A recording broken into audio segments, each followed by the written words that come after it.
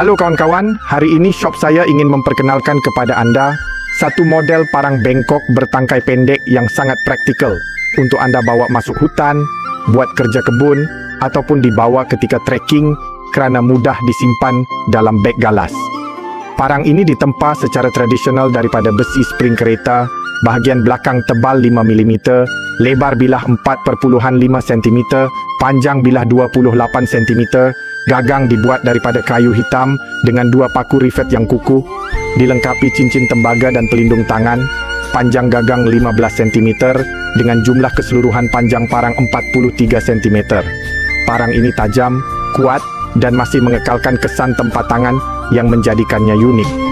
Sekarang produk ini sedang promosi, diskaun 50% hanya untuk hari ini.